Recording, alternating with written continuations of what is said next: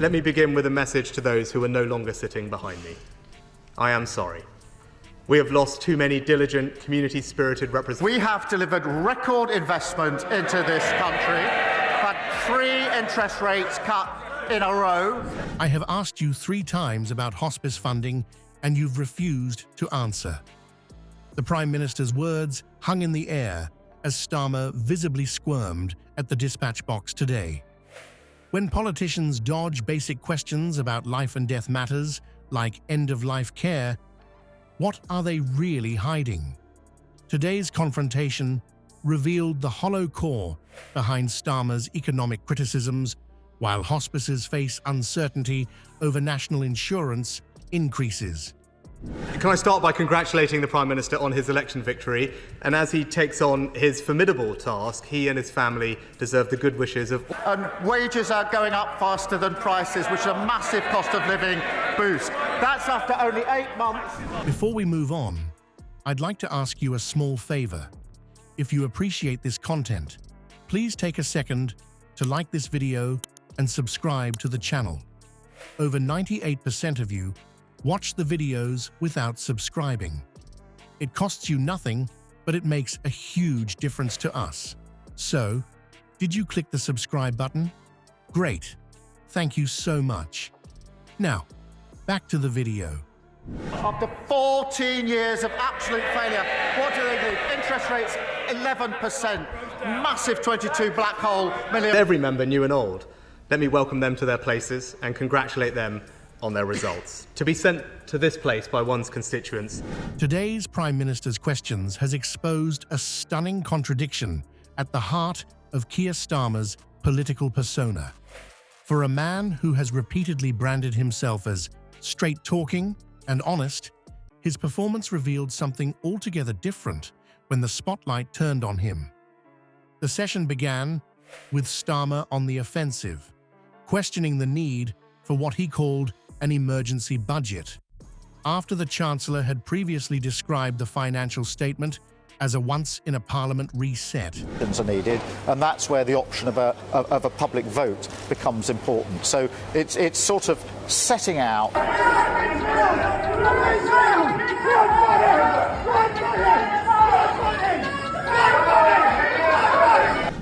It seemed like a strategic opening move until the Prime Minister turned the tables with devastating efficiency. Without hesitation, the PM redirected attention to the £22 billion black hole left by the previous administration. This wasn't merely political point scoring. It was a calculated move that immediately forced Starmer onto the back foot. The opposition leader's carefully prepared attack lines suddenly crumbled as he found himself defending a legacy he'd rather not acknowledge. What happened next was particularly revealing.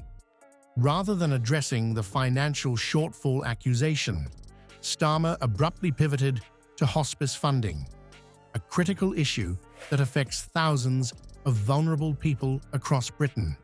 But this tactical shift backfired spectacularly, exposing a glaring weakness in Starmer's approach: criticism without alternatives.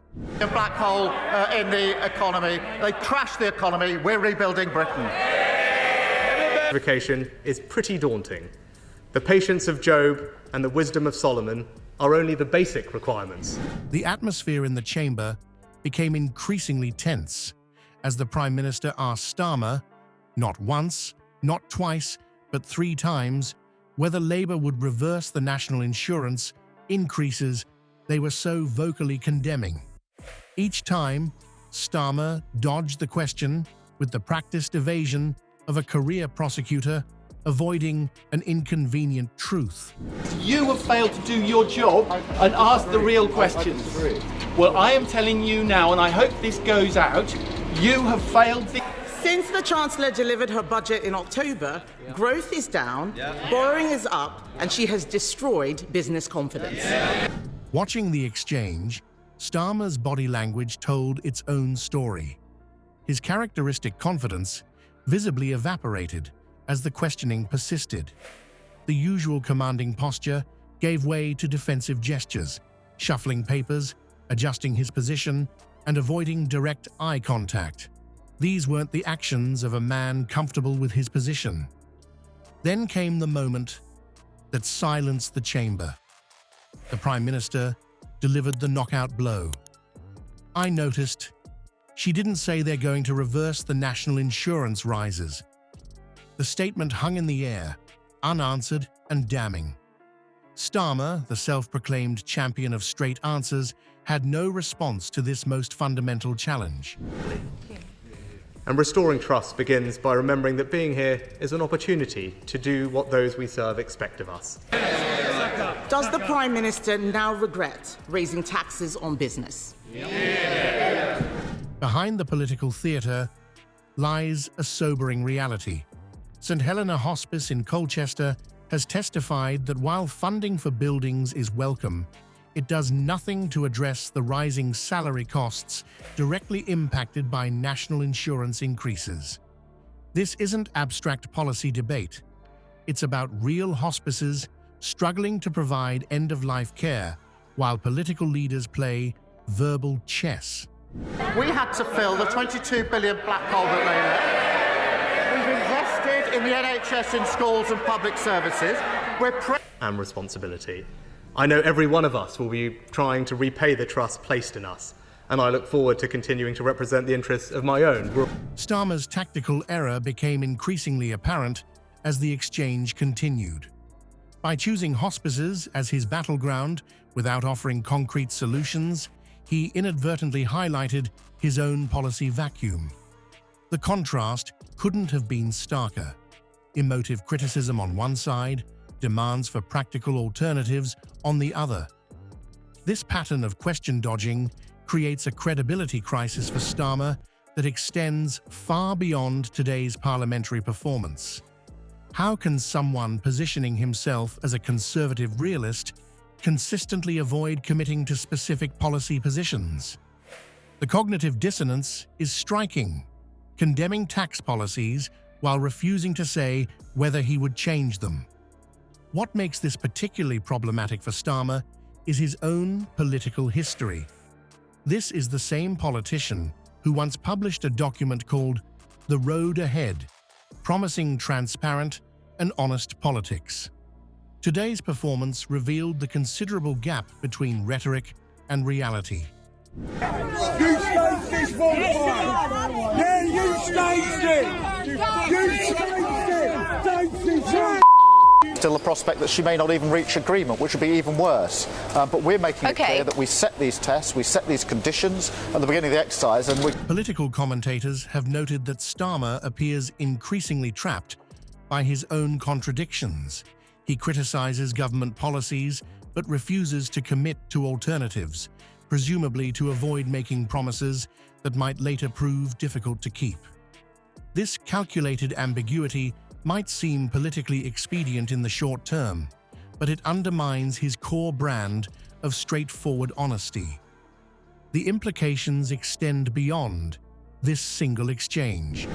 If Starmer cannot give direct answers on fundamental questions about taxation and hospice funding, what other crucial issues might face similar evasion? Voters across the political spectrum increasingly express frustration with politicians who criticize without offering alternatives, and today's performance will do nothing to address this concern. Important that after 14 years in government, the Conservative Party rebuilds. So now we will take up the crucial role of His Majesty's official opposition. We've got record investment into this country. Interest rates have been cut, and she talks about national insurance.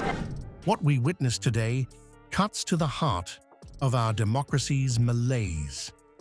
This wasn't merely a heated exchange between political opponents, but a stark illustration of a dangerous trend: criticism without substance. The hospice funding debacle revealed how easily politicians dodge accountability when pressed for real solutions. The consequences extend far beyond Westminster. While Starmer's uncomfortable moments make for compelling political theatre, the true impact falls on vulnerable citizens dependent on hospice care. These facilities, already struggling with operational costs, become pawns in a cynical game of political point scoring. This evasiveness damages our political discourse at its foundation. When leaders criticize policies without offering viable alternatives, they rob voters of meaningful choice. The public deserves representatives who can articulate clear positions rather than hiding behind rhetorical smokescreens. Until voters demand this higher standard, we'll continue to witness these hollow performances masquerading as serious debate.